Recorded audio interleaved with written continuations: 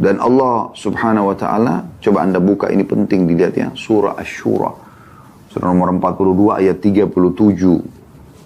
Surah nomor 42 ayat 37. Coba lihat ini teman-teman sekalian. Potongan ayatnya kata Allah subhanahu wa ta'ala, wa idha ma ghadibu hum yaghfirun. Dan salah satu sifat hamba-hamba Allah yang Allah puji adalah pada saat mereka marah, segera mereka memberi maaf. Coba bayangkan. Tidak Allah bilang, mereka lampiaskan. Allah tidak mengatakan, hai hamba-hambaku, kalau kalian marah, lampiaskanlah. Kan biasa ada orang biasa bahasakan begitu ya. Kalau marah udah lampiaskan. Teriak-teriak aja. Misalnya, na'udzubillah. Ya. Subhanallah, orang, kalau lagi dua orang kita temukan bertengkar. Misal, kita tidak tahu, lagi pinggir jalan ada orang ribut, ngobrol berdua. Kalau kita temukan yang satu tenang, yang satu emosional, walaupun sebenarnya yang salah ini yang tenang. Mungkin karena dia salah, dia diam aja dimarahin misalnya. Pada saat kita lewat, spontanitas yang terjadi apa? Kira-kira siapa yang kita anggap baik dan siapa yang kita anggap buruk? Spontanitas saja. Orang kan pasti menganggap yang diam itu, baik, dan yang emosionalnya pasti tidak baik. Padahal sebenarnya mungkin dia benar. Di saat misalnya, contoh yang lain, orang tua, dia marah dengan anaknya. Dengan jalan tempat di halayak umum misalnya. Padahal sebenarnya orang tuanya mungkin benar, mungkin anaknya buat salah. Tapi di saat dia bilang, kamu itu begini, ibu gak suka, ayah gak suka, misal contoh. Kira-kira penilaian orang pada saat itu, apakah membenarkan ayah dan ibunya? Spontannya kita bicara, enggak. Gak bakal mungkin. Pasti orang akan menilai itu buruk perbuatannya. Padahal sebenarnya orang tuanya mungkin benar. Di saat atasan marah-marah sama bawahannya, mungkin dia benar. Anda punya perusahaan mungkin ya. Teman-teman di Japnas mungkin tidak asing dengan ini. Punya perusahaan. Tapi di saat ada pegawai Anda marah-marah dengan pegawai Anda. Maka yang terjadi apa? Yang lain pegawai akan menilai buruk Anda. Walaupun Anda benar. Akhirnya orang menilai, benar sih atasan saya, tapi emosional ya. Nah, pasti menjadi kayak gitu. Ya kan? Sekarang, lalu Anda mengatakan, lalu bagaimana menghadapi Ustaz? Kalau anak sedang buat salah, orang lain buat salah, ya. Tadi saya kasih contoh di pinggir jalan, misalnya ada orang utang tidak bayar lah atau apa. Atau pegawai lagi buat salah, apa yang harus kami lakukan? Contoh ya apa yang disebutkan dalam hadis Bukhari. Pada saat ada orang-orang Yahudi lewat di hadapan Nabi SAW, apa yang mereka bilang? Sengaja loh ya, di halayak umum, di jalan raya ini. Yahudi-Yahudi itu dengan suara keras mengatakan, Assalamualaikum. Bukan Assalamualaikum ya. Assalam artinya keselamatan. Assam artinya kematian. Doakan Nabi keburukan. Dan mereka berharap, mereka berpikir Nabi nggak dengar. Karena di jalan raya orang semua dengar Aisyah radhiyallahu ummul mukminin sedang ada di situ. Lalu kata Aisyah, Assamu wal la'natu alaikum. Semoga kematian dan laknat untuk kalian. Aisyah marah. Bagaimana bisa orang orang Yahudi ini memancing atau mengucapkan doa buruk untuk Nabi SAW? Coba lihat. Sekarang yang dituju oleh orang Yahudi siapa? Nabi SAW. Apa yang Nabi lakukan? Nabi itu tuh Nabi. Raja. Dan semua Nabi-Nabi teman-teman sekalian Allah berikan kekuatan fisik 10 laki-laki. Bisa melawan sendirian, bisa mengalahkan orang-orang ini. Gitu ya. Tapi apakah Nabi SAW melakukan itu? Tidak. Nabi SAW justru mengingatkan Aisyah, mengatakan, tenang hai Aisyah. Aisyah langsung mengatakan, ya Rasulullah, tidakkah Anda dengar apa yang mereka ucapkan? Waktu itu Nabi SAW kebetulan jawab, wa'alaikum. Dengan sangat tenang. Artinya apa? Untuk kalian juga. Kan begitu. Kalau Anda bilang, Assalamualaikum, semoga keselamatan untuk kalian. Kita bilang apa? Wa'alaikumussalam. Wa'alaikum artinya untuk kalian juga gitu. Nabi SAW waktu didoakan buruk tadi, Assalamualaikum, semoga kematian untuk kalian. Kata Nabi SAW, Wa'alaikum. Tenang. Ya, untuk kalian juga. Gitu loh. Maka Nabi SAW mengatakan, tenang hai Aisyah. Tidakkah kau dengar apa yang sudah saya ucapkan? Artinya, Nabi SAW sebenarnya membalas, tapi tidak dengan emosional. Dan ini sebenarnya, maaf tanda kutip saya bahasakannya, ini lebih menyakitkan bagi orang yang niat jahat dengan kita. Kalau dia ingin memancing emosi kita, tapi kita tidak terpancing emosi, dia lebih sakit hati orang itu. Coba pikirkan. Jadi tidak perlu kita terbawa dengan arus emosional itu.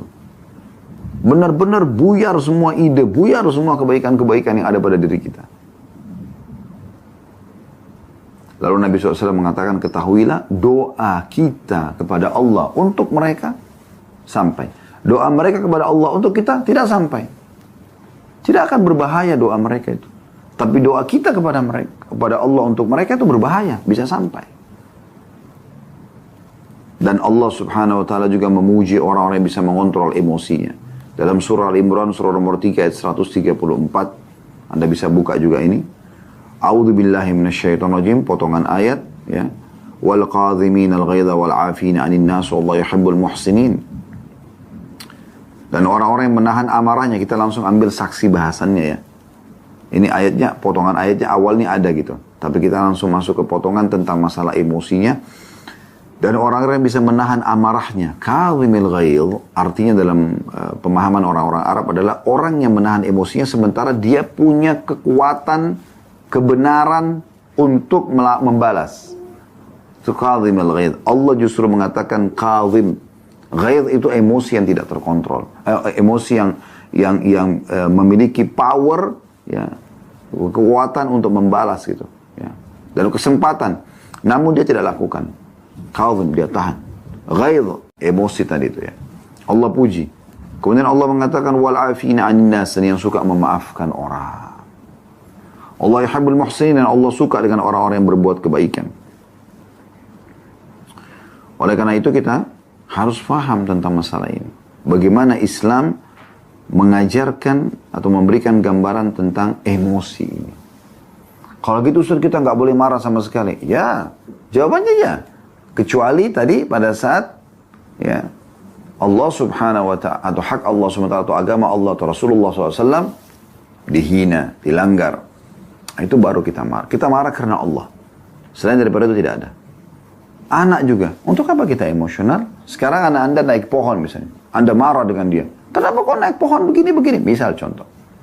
Maka anak itu kan makin takut. Dan bisa berefek lebih buruk. Kalau dia kena ketakutan akhirnya jatuh, tergelincir, gimana? Caranya lalu gimana? Nah, Masya Allah pintar benar kamu naik pohon. Pasti kamu pintar turun-turun ya.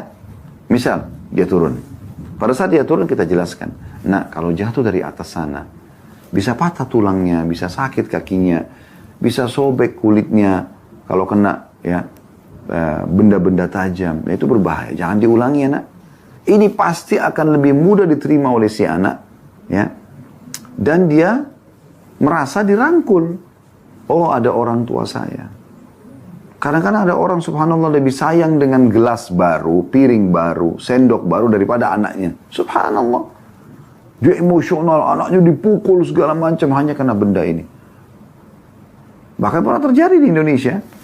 Ada seorang ayah lagi cuci mobilnya, bersih, udah segala macam. Anaknya keluar, habis main tanah belepotan, pegang mobilnya.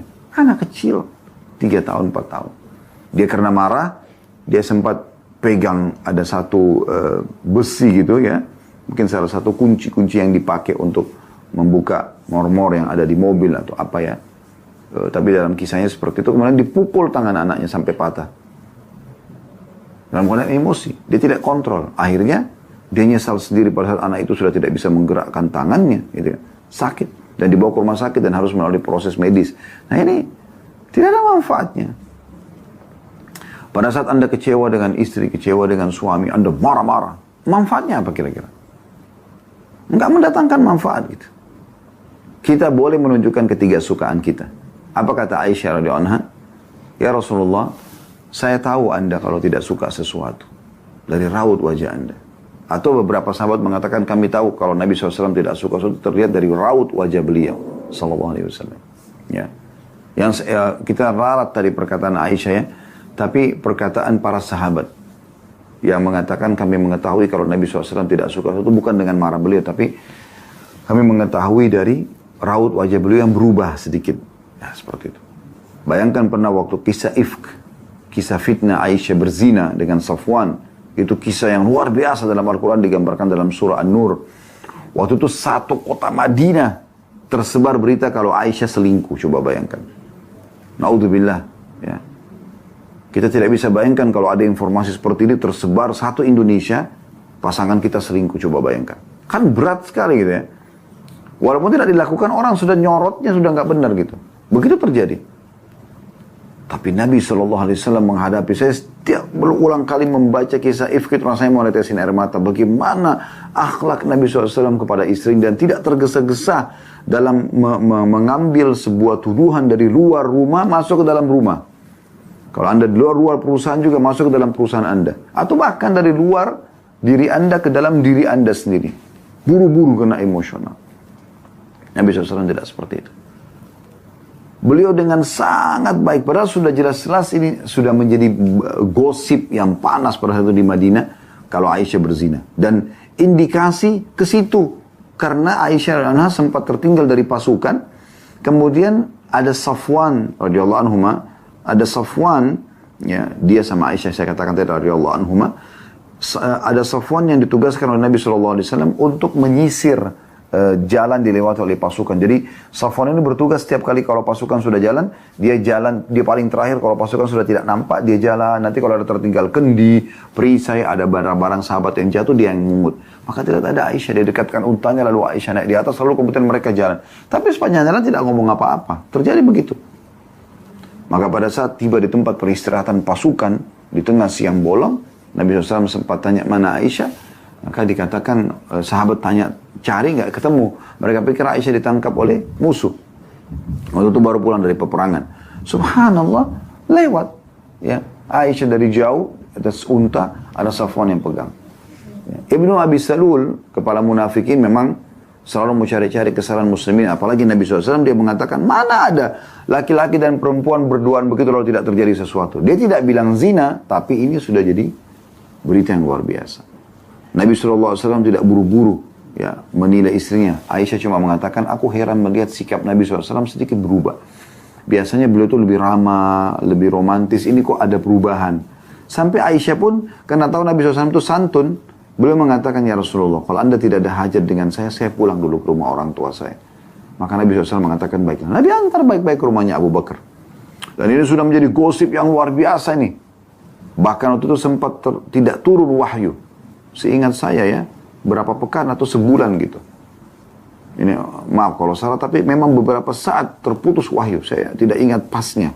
Tapi yang jelas beberapa pekan itu. Nggak turun wahyu. Ya. Jadi subhanallah pada saat itu, Nabi SAW datang ke rumah Abu Bakar dan bicara baik-baik dengan istrinya. Sambil mengatakan, wahai Aisyah, kalau seandainya kau benar melakukan, taubatlah kepada Allah. Allah Maha Pengampun. Tapi kalau kau tidak lakukan, Allah akan tolong kamu. Masih bisa bicara begitu, coba bayangkan. Nah, kalau anda mendapatkan gosip tentang istri anda selingkuh, suami anda selingkuh, bagaimana kira-kira kalau anda tidak bisa kontrol emosi? Karena bisa saja kita salah.